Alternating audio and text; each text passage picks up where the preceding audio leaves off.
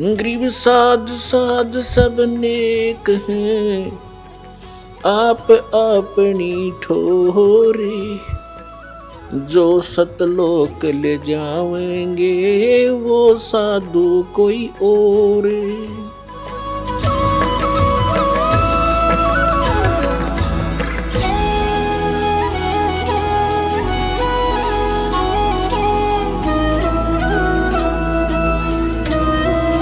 कुछ लोगों का कहना कि कबीर जी यदि परमात्मा थे तो उन्होंने स्वामी रामानंद जी को गुरु क्यों बनाया। यह बात तो सत्य है कि कबीर जी के गुरु स्वामी रामानंद जी थे, लेकिन कबीर जी ने उन्हें गुरु क्यों बनाया, सुनिए। पुणात्मा परमात्मा स्वयं आए लगभग 600 वर्ष पहले। सन 1398 में सतलोक से चल करके आए थे परमात्मा, और लहर तारा तालाब में एक जंगल में कमल के फूल पर विराजमान हुए थे। संवत 1455 ज्येष्ठ सुदी पूर्णमासी को, और वहां से एक नीरू नीमा नाम के जुलाहा दंपति उनको उठा ले गए थे। और फिर धीरे धीरे परमात्मा बड़े हुए तो बचपन से ही अपने तत्व ज्ञान का प्रचार शुरू किया था। इस मर्यादा को बनाए रखने के लिए कि गुरु के बिना बात नहीं बनेगी। वैसे परमेश्वर को कोई आवश्यकता नहीं थी गुरु बनाने की।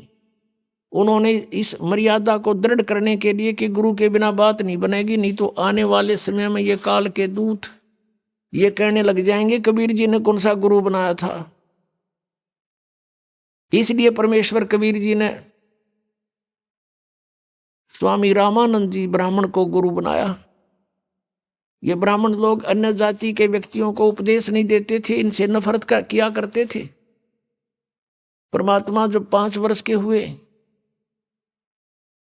उसमें 2.5 वर्ष के बालक का रूप बना के कबीर परमेश्वर जी, और जिस गंगा घाट पर स्वामी रामानंद जी प्रतिदिन स्नान करने के लिए सुबह सुबह जाया करते थे ब्रह्म मुहूर्त में, उन घाट बने हुए थे, पैड़ी बनी हुई थी पक्की, उस पौड़ियों में जाकर के लेट गए 2.5 वर्ष के बच्चे का रूप धारण करके।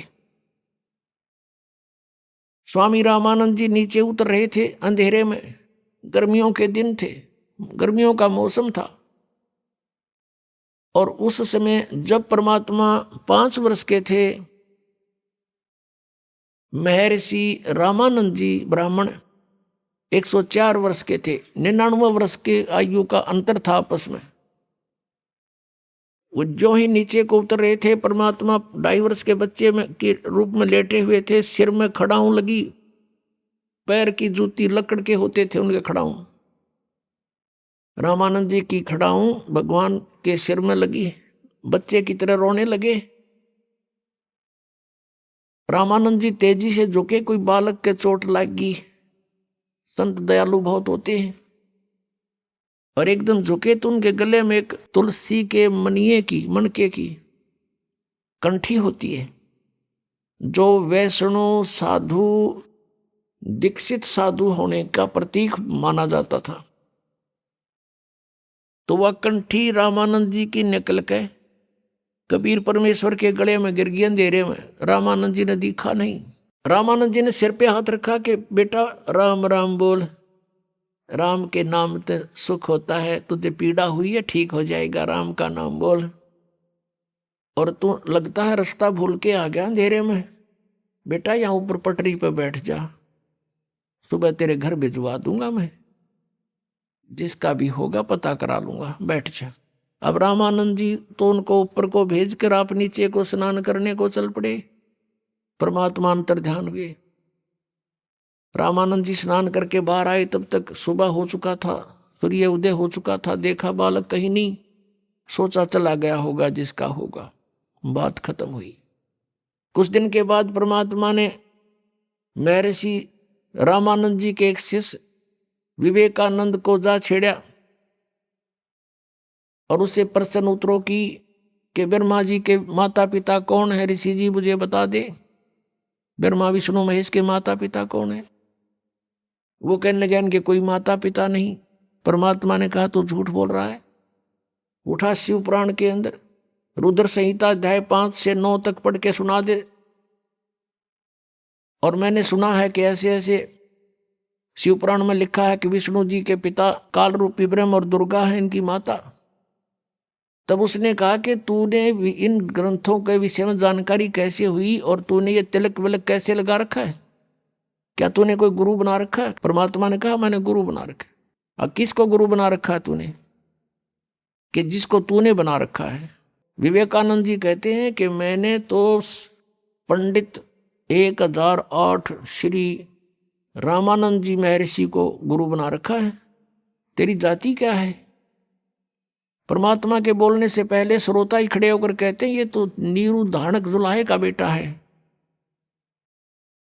तब वो ब्राह्मण ने विषय बदल दिया सारा ही और कहा देखो भाई कितना झूठा और कपटी है।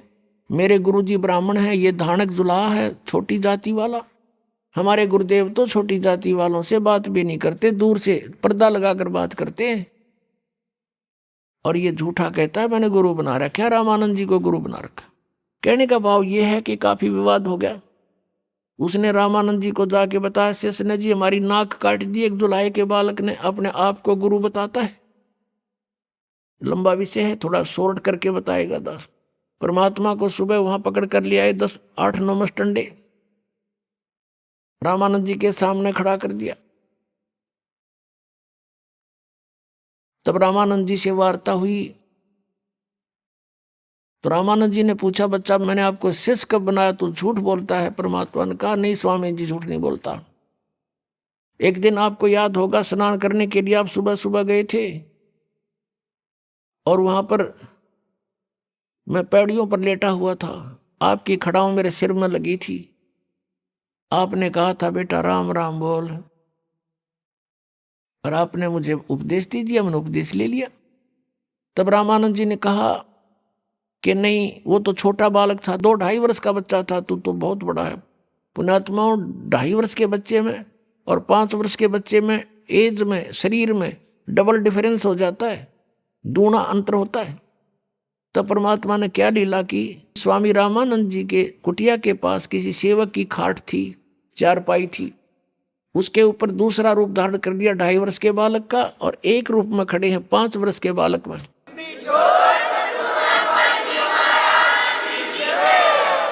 सामने चारपाई पर आप देख रहे हो छोटा रूप धारण कर लिया 2-2.5 वर्ष के बच्चे का, और स्वयं ये खड़े हैं परमात्मा माला डाले 5 वर्ष के बालक की उम्र में। अब रामानंद जी ने 6 बार छोटे रूप की तरफ देखा चारपाई की तरफ, और 6 बार बड़े रूप की तरफ देखा 5 वर्ष की आयु वाले पर।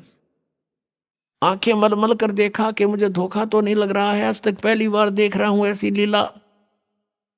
इतने में क्या हुआ, परमात्मा ने सोचा ये बुजुर्ग ना समझा इस बात ने। वहां से वो बच्चा 2.5 वर्ष की आयु का शरीर वाल उठा और 5 वर्ष के बालक में देखते देखते समा गया, अकेले रह गए परमात्मा।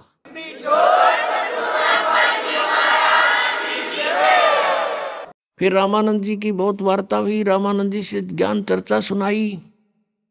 रामानंद जी ने कहा कि मैं तेरी बातों पर विश्वास करूंगा, लेकिन ऐसे नहीं, मैं समाधिस्थ होता हूं। समाधिस्थ होकर मैं बहुत अंदर तक जाता हूं, मेडिटेशन करता हूं। परमात्मा ने कहा चल तू मेडिटेशन कर। रामानंद जी ने ध्यान लगाया और पहुंच गया। कहते हैं योग युक्त प्राणायाम कर जीता सकल शरीर, और त्रिवेणी के घाट पर अटक रहे बलबीर।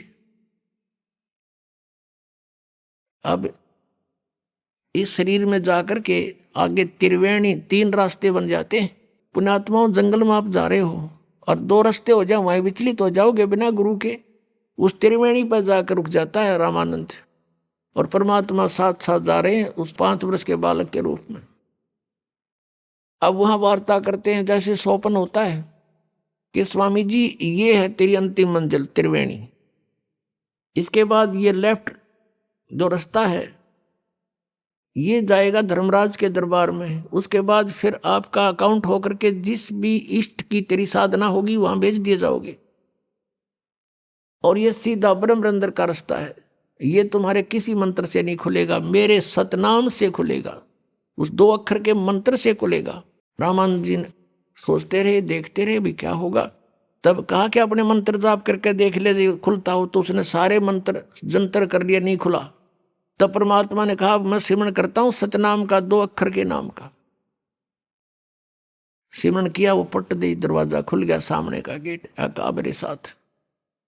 रामानंद जी की आत्मा को साथ लेकर गए।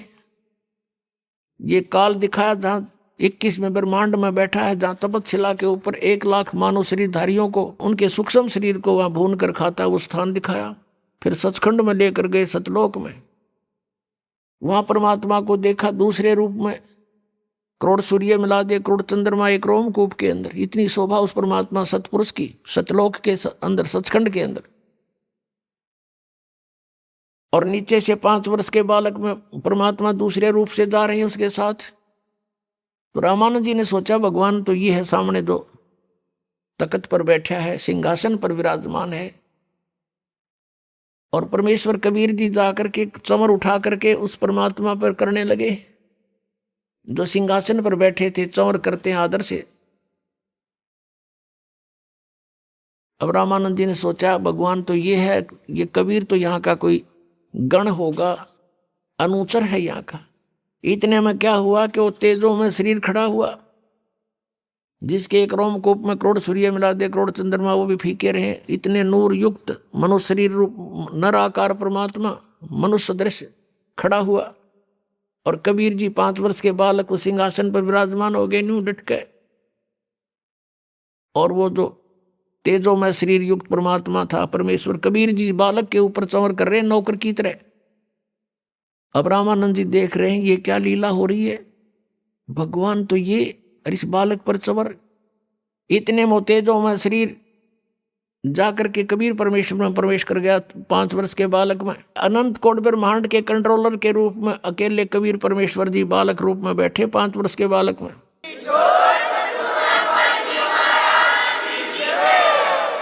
अब रामानंद जी कहते हैं, देखते हैं चारों ओर। तब परमात्मा ने कहा, रामानंद मैं पूर्ण परमात्मा हूं, परम अक्षर ब्रह्म हूं, और तुम भगवान को निराकार बताते हो, वेदों को पढ़ते हो, गीता को पढ़ते हो। और पुनः पढ़ना उन वेदों को, उसमें लिखा है कि परमात्मा नर आकार है और ऊपर भूलोक के तीसरे पृष्ठ पर विराजमान है, वो मैं ही हूं। अब रामानंद जी ने देखा सारा नजारा, सचमुच हम तो डरे डोए थे। वहां से वापस छोड़ दिया रामानंद जी को, उनकी आत्मा वापस भेज दी। वापस आया, झटका सा लगा एकदम, देखा चारों ओर तो सामने 5 वर्ष के बच्चे के रूप में फिर विराजमान है।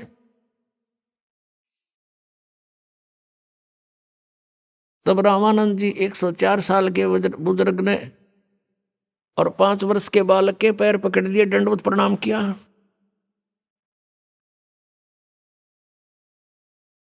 और कहा कि तुम साहेब, तुम संत हो, तुम सतगुरु, तुम हंस, गरीबदास तुम रूप बिना और न दूजा अंश। दोहू ठोर है एक तू भया, एक से दो। रामानंद जी कहते हैं, गरीबदास हम कारणे तुम आए हो, मग जाओ, वहां से चलकर हमारे लिए ही आए हो। तुम स्वामी में बाल बुद्धि, ओए होए, कर्म भरम कियो नाश, गरीबदास पूर्ण पुरुष, निज ब्रह्म तुम, मेरा हो गया दृढ़ विश्वास।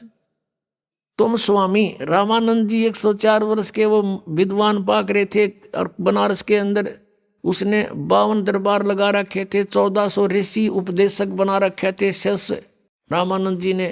अब वो कहता है 5 वर्ष के बालक के चरण पकड़ के कि तुम स्वामी, तुम मालिक, और मैं बाल बुद्धि। आज तक जो हमने वेदों और गीता को जैसा जाना था, हमारी बुद्धि तो बालक जैसे ज्ञान युक्त थी, आपके इस तत्व ज्ञान के सामने, और आपको ने प्रत्यक्ष दिखा दिया।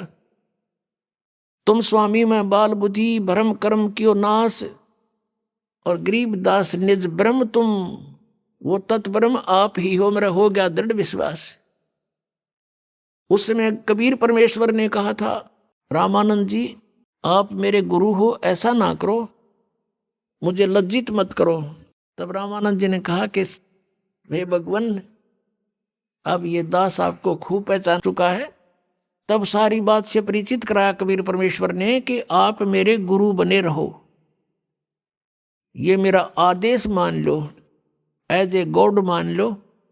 क्योंकि आने वाले समय में सारी बात से परिचित कराया, सब ज्ञान समझा उसको कि मैं जब सतलोक से चलकर आया, अपने पुत्र सहजदास का रूप बना के जोगजीत का रूप बनाया फिर दूसरी बार। तो ये काल मिला मुझे, इसने मेरे से वायदा करवाया था, मेरे से वचन ले लिए थे कि 3 युगों में जीव कम ले जाना और चौथे युग कलयुग में तू कितने ही प्राणी ले जाना तुम। ये मुझे अपना भाई समझ रहा था, इसलिए मुझसे वाद विवाद कर रहा था। फिर इसने वचन भी मुझसे लिए, तो मैंने इसको वचन दे रखा है कि कलयुग में मैं अपने हंसों को ले जाऊंगा। और इसने एक प्रार्थना और की थी मेरे से कि जो आपके ज्ञान को जाने माने तो आपका। और काल ने कहा था मेरे लोकवेद पर आधारित वो रहे भगवान, उसके साथ जबरदस्ती ना करना। तो हमने इसको तथास्तु कह दिया था कि ठीक है, जो हमारे ज्ञान को मानेगा उसी को हम अपना ज्ञान समझाएंगे और उसको नाम देंगे, और जो हमारे ज्ञान को छोड़ देगा वो आपका ही होगा, काल का ही होगा। और जो गलत साधनाएं करेगा वो भी आपका ही होगा, काल का होगा। जब सारे वचन इसने बरवा लिए तब काल खुश हो गया, कहने लगा बेशक जाओ जोगजीत संसार में, कलयुग तक तो इनको ईसा कंडम कर दूंगा, कोई भक्ति योग नहीं रहेगा। और तेरे नाम ते कबीर पंथ से, तुम्हारे नाम से मैं पंथ चलाऊंगा, सतपुरुष कहेंगे और नाम काल के देंगे। सारे के सारी साधनाएं मेरे सतर की होंगी, मेरे जाल में फंसे रहने की।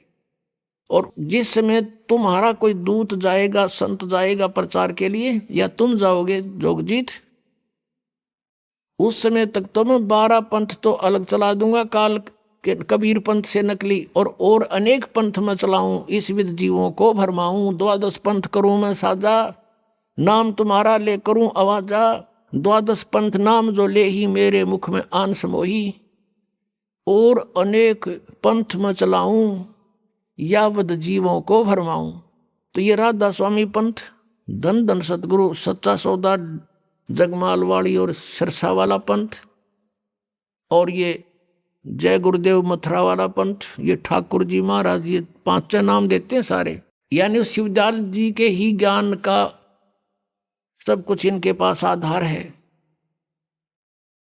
और ये सब काल के चलाए हुए पंथ हैं। और श्रद्धालु इसमें बहुत श्रद्धा से आंखें बंद करके बैठे हैं बेचारे कि ये हमें पार कर देंगे परम धनी। अरे इनका गुरु नहीं, ये जाएंगे कहाँ?